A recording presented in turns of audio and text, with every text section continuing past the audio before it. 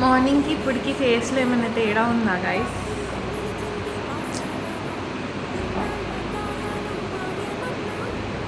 Induce చేయించుకుంటాను అస్సలు అనుకోలేదు.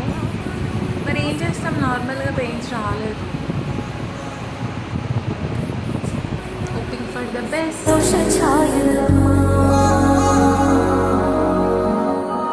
నమ్మలేని కలలు నిలిచే కనుల ముందే ఈ నిజము చూసి కాలమిపు